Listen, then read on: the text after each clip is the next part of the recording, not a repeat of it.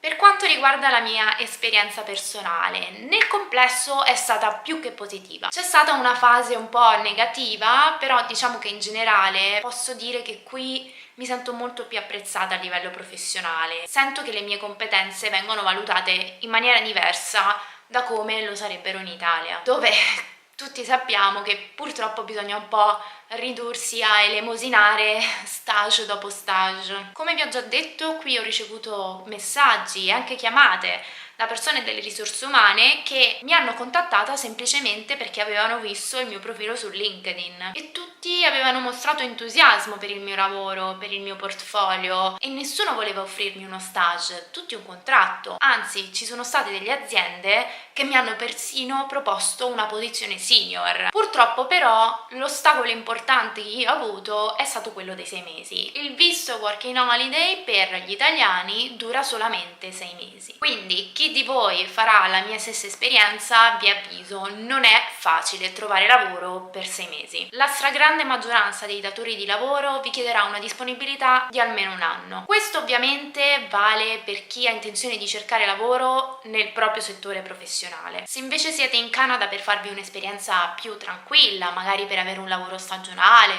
non so, lavorare in un ristorante o simili, non ci saranno problemi. Io invece ho voluto fare questa esperienza anche e soprattutto per arricchire il mio curriculum e quindi ho trovato qualche barriera. Non trovando tantissime posizioni di lavoro per 6 mesi, spesso ho mandato candidature per degli stage, che erano appunto gli unici che accettavano un tempo di 3 o 6 mesi. Anche questa però è stata una cosa un po' delicata perché va detto che qui gli stage funzionano in maniera un po' diversa rispetto all'Italia. Sono pensati esclusivamente per gli studenti e quindi molto spesso sono part-time e non vengono pagati. Ciò implica che molto spesso verrete rifiutati, nel senso che vi verrà detto che non potrete essere presi per lo stage se non siete più studenti. Ad esempio, avevo trovato lo stage della mia vita in una radio di Toronto che si chiama Indie 88. Praticamente ero impazzita quando ho visto la posizione, potete immaginare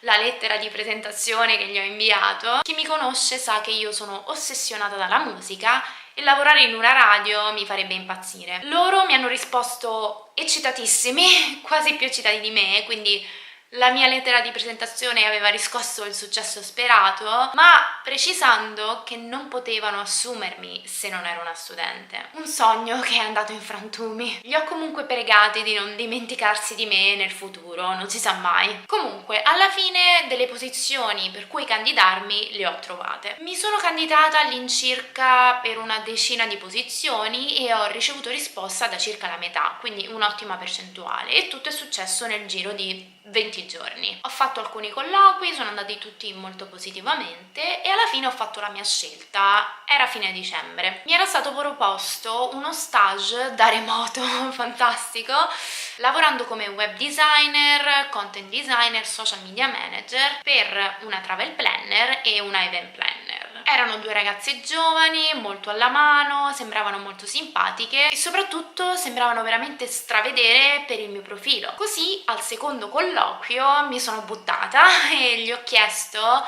di assumermi invece di prendermi in stage. Ho osato, ho tentato, avevo bisogno di più soldi e soprattutto non essendo una studente già da un po' e avendo delle esperienze e chiedendomi loro comunque delle competenze molto avanti rispetto a una stagista, ho sentito di farlo. Ammetto che in Italia forse non mi sognerei mai di fare una cosa del genere, nel senso che probabilmente mi riderebbero in faccia. Comunque alla fine la risposta è stata positiva, hanno riconosciuto le mie capacità e hanno accettato. Potete immaginare la mia felicità e soddisfazione. Purtroppo poi le cose sono andate in maniera un pochino diversa. Probabilmente queste 2 ragazze hanno fatto un po' il passo più lungo della gamba. Volevano dei contenuti di grande qualità, ma poi lavorando con loro per un mese è risultato evidente che loro cercassero di risparmiare su tutto e visto che io venivo pagata a ore, cercavano di risparmiare anche sui miei incarichi e quindi erano alla ricerca di stagisti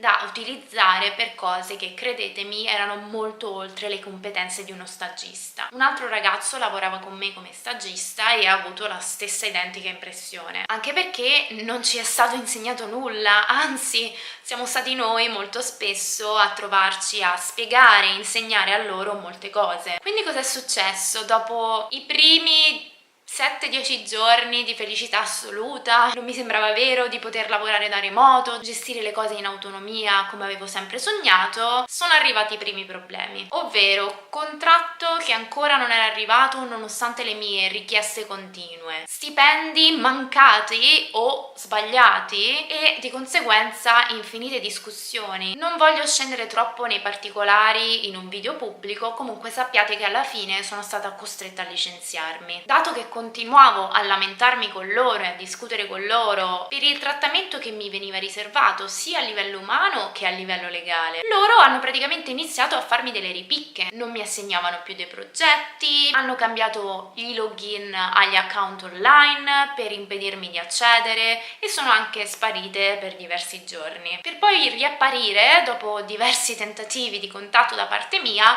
e dirmi che il lavoro non aveva alcuna garanzia di ore minime settimanali e che potevano esserci anche giornate intere senza lavoro e o mi andava bene così o niente. Ovviamente questi non erano assolutamente gli accordi che erano stati presi all'inizio e sembrava molto evidente che loro avessero cambiato le carte in tavola perché mi avevano visto molto pressante sulla questione contratto, sulla questione pagamenti e forse proprio per questo non mi hanno mai inviato il contratto, per potersi gestire la situazione in base alle loro esigenze, in base ai loro bisogni economici. Io ovviamente non gliel'ho mandata a dire, sono una persona molto diretta e quando sento che i miei diritti, le mie esigenze non vengono rispettate, lo faccio presente. Diciamo che so farmi valere, quindi ho scritto una lunga mail di spiegazioni, elencando tutti i motivi per i quali non mi sentivo più assolutamente a mio agio a lavorare con loro. Io ho lasciato anche perché non avevo più molta scelta, diciamo che mi avevano praticamente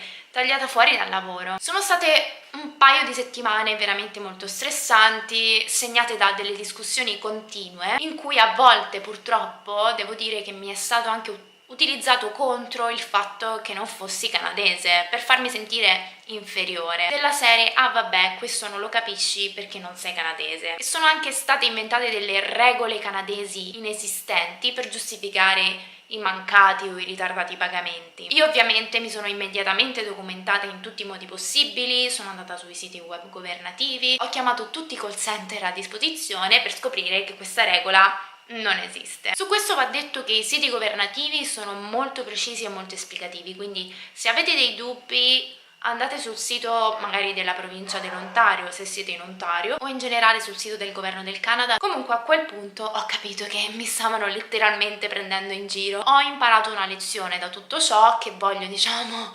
dirvi, trasmettere anche a voi. Può succedere che, essendo noi immigrati, ci siano delle persone che vogliono approfittare un po' della situazione. È normale, diciamo che in Italia probabilmente succede di molto peggio agli immigrati. Il mio consiglio è: non iniziate assolutamente a lavorare finché non firmate un contratto preciso che indica e specifica tutto, le vostre ore lavorative, la paga, qualsiasi dettaglio, anche la durata del rapporto. Non iniziate senza contratto perché non avrete tutele, ovviamente. Il fatto è che nel mio caso la situazione era un po' ambigua, magari è successo anche ad altri, non lo so, nel senso che io non stavo lavorando in nero, non avrei mai accettato di lavorare in nero, quindi ero sicura che il contratto mi sarebbe stato inviato a giorni. Il punto è che loro avevano bisogno molto urgentemente di una persona e quindi ho iniziato subito, appena me l'hanno chiesto. Quando ho fatto il secondo colloquio mi hanno confermata e nel giro di 2 giorni ho dovuto iniziare ed ero tutta contenta, tutta eccitata per questa nuova esperienza, anche perché la tipologia di posizione mi interessava veramente molto. Il punto è che loro avevano tutti i miei dati, avevano il mio social insurance number, che praticamente è una specie di numero codice che viene associato alla vostra persona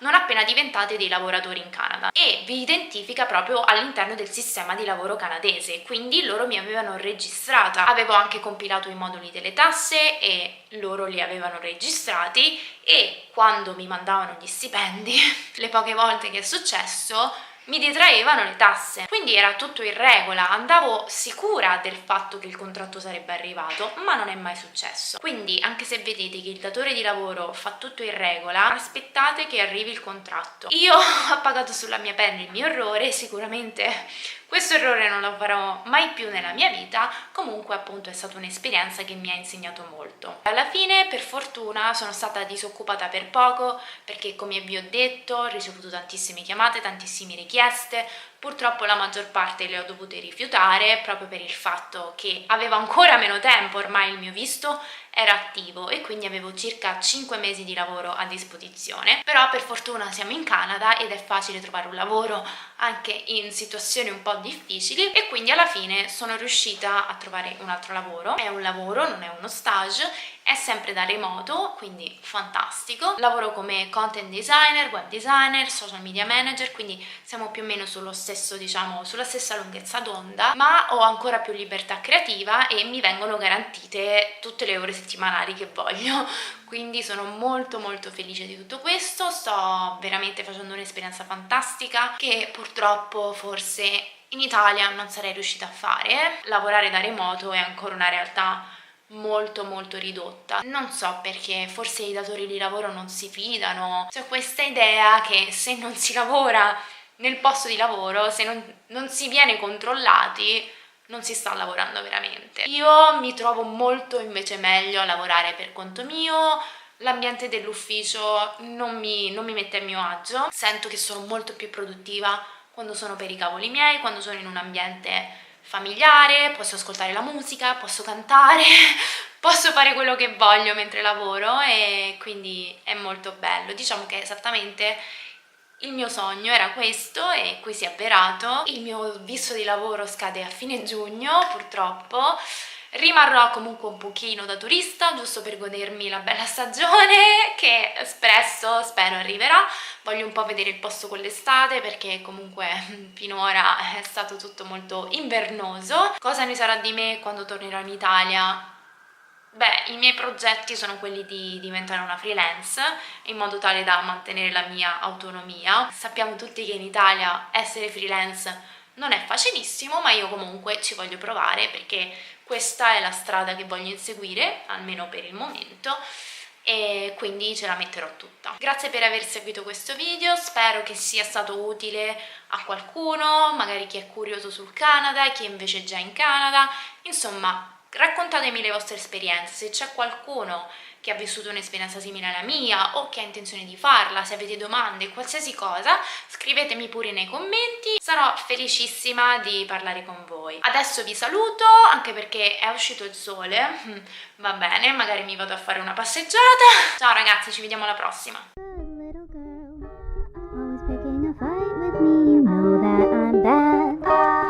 Spending the night with me.